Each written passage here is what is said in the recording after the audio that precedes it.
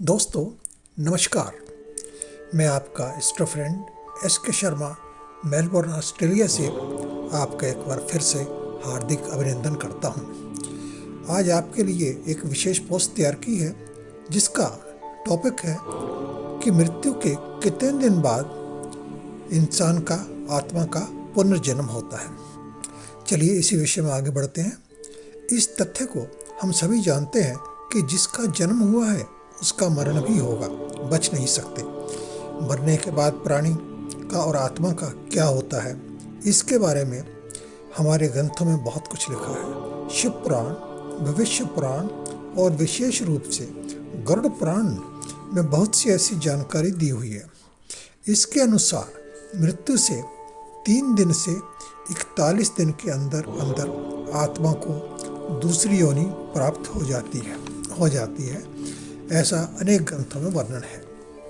कौन सी योनि और कैसी योनि में जन्म होगा यह उसके कर्मों पर निर्भर करता है, जिसका निर्णय स्वयं धर्मराज महाराज अपनी कोर्ट में करते हैं।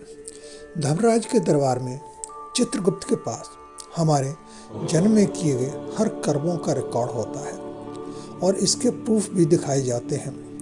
इसलिए दोस्तों, कर्मों के फल से कोई बच ही नहीं सकता।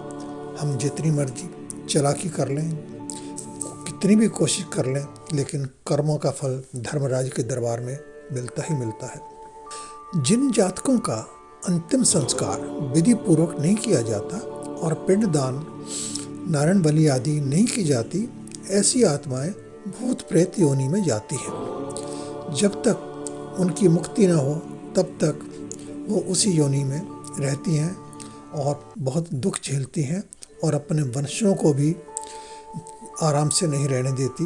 कुछ ना कुछ अनर्थ उनके जीवन में चलता ही रहता है, क्योंकि जब तक हमारे पितृ प्रसन्न नहीं होंगे तब तक हम भी प्रसन्न नहीं रह सकते। हमारी ऐसी मान्यता है। इसलिए हमें अपने मृतक जनों का विधि पूर्वक संस्कार और श्राद्ध आदि अवश्य करना चाहिए।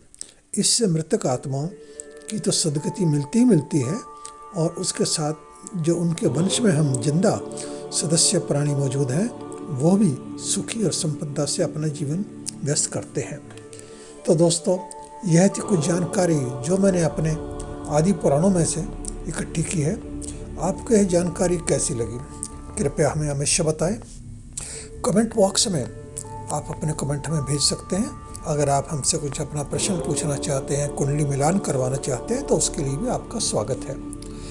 अगर आपने अभी तक हमारी चैनल को सब्सक्राइब नहीं किया तो कृपया अब अवश्य कर लें। लाइक का बटन भी दबाएं और पोस्ट को अधिक से अधिक शेयर भी करें।